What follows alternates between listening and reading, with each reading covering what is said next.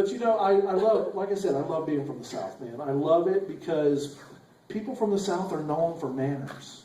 We're known for concepts of respect, manners, courtesy. We learn it from our daddies. Southern daddies teach that. Yeah, some of y'all been to the South. Southern daddies teach courtesy, man. I'll tell you, my dad wasn't an educated man. He didn't have a good education. He had about a 5th grade education. After that, I wouldn't let him copy my homework anymore. So he had to stop. He had to get a job. But I'll tell you, he taught me about respect. He taught me about courtesy. He taught me how to do those things and everything. And like all good Southern dads, he used positive reinforcement. If I was disrespectful, I could be positive. He was going to reinforce my bottom with his belt. Now I'm going to tell you, some people learn by reading. Some people learn by hearing. Some people learn by doing. Apparently, I learned good by standing up. Because my daddy made sure I didn't sit down a lot. Now, you would think looking at me that I had a big father. My dad wasn't really that big. As a matter of fact, by the time I was 12, I was taller than my dad. By the time I was 16, I was pretty much bigger than him. But when I was 16, something happened that, well, as my dad put it, showed me that he brought me into this world and he could take me out quick, fast, and in a hurry. Okay? See, I wanted to go to my friend's house. I was 16, had my car. I wanted to go to my friend's house. He said, go clean your room up first. Okay, no problem. So I went and cleaned my room up. 16-year-old boy style. All right? 16-year-old boy style says, if you can't see the mess, there ain't no mess. All right? So I went and threw some stuff in the closet, threw some stuff under the bed, threw some stuff on top of the bed, put a blanket over it. And then I said, going to my friend's house. Daddy said, told you to clean your room up. Clean. Really? Let's see about that. So he walked in, looked around, kind of looks at me, walks over to the closet. He opened up the door. Y'all ever seen those cartoons where somebody opens up a door and about a warehouse full of stuff falls on somebody? Yeah. So he looks at me and said, boy, I told you to clean this room up. You ain't going nowhere. Now I'm going to tell you what. About that time, I was madder than a vegan at a barbecue. Okay? And I looked at my dad, and I bowed up at my dad. And I said, I really don't remember what I said. But when I came to, I shaved my head and changed my name to Mr. Clean. And I cleaned up my room. Now, I've told that story before, and people say, oh, your dad abused you.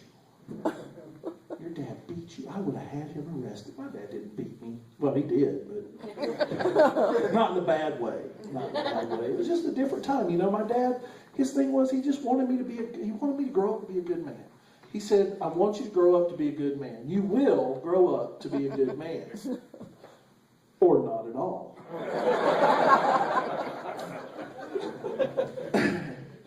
But you know what? My dad was a resourceful man. We didn't have a lot of money. All right, we was broke at a banjo player's dentist, but I'll let that sink in for a second.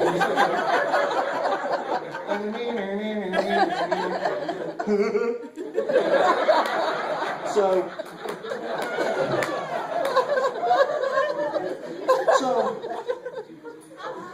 we didn't have a bunch of fancy tools, wrenches and stuff like that. We had to use what we had.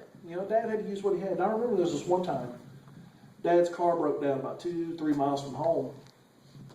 And we didn't have AAA. We couldn't afford nothing but single A. And that was Angelo. That's my dad's name. That was the only A we could afford. The rest of the alphabet was just off limits. So his car broke down. He walked over to the gas station because, there wasn't no cell phones back then. I was about 10 years old. And so he called my mom. He told my mom, he said, I need you to bring me a rope. I need you to bring me the tire that's laying in the backyard.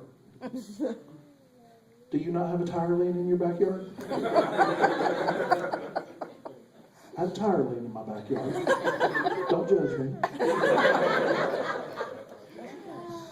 And come on. So Mom got the stuff. Come on in. You know, we went on to where Dad was. Now, when we got there, Dad took Mom's car, backed it up to his car. My mom drove a late 1970s Toyota Corolla type of car. My dad drove a 1963 Chevrolet Impala, or as we called it, the land yacht. And he backed that car up to the land yacht, and he proceeded to tie the front bumper of the Impala to the back bumper of the Corolla. Now, he didn't want him to get messed up, so what he did was he strung the tire between them as a bumper, right? So Mom got in her car, and I was still in Mom's car, and Dad was there, and I'm looking out the back window. We go driving down the road. Well, about a mile or so down the road, there was a stop sign. So, hey, we got this figured out, all right? Mom puts on the brakes, stops the car. Dad put on the brakes. The Impala had power brakes.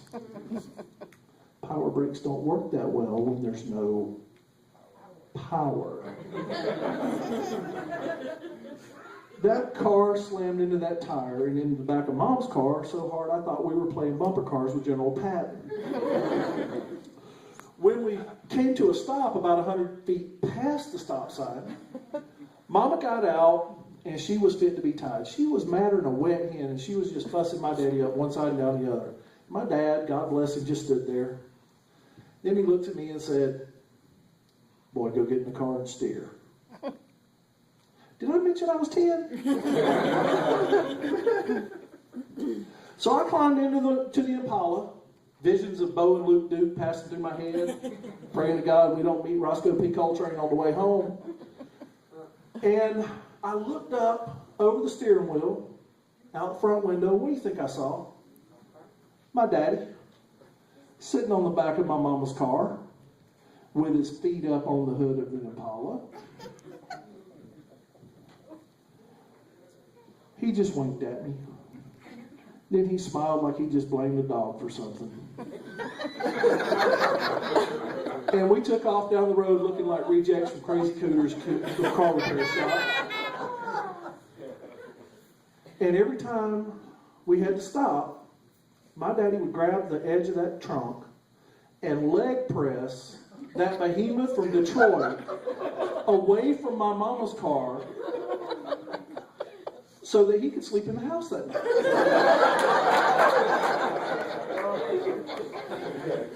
He slept in the house that night. He wasn't able to walk into the house, but he slept in the house that night.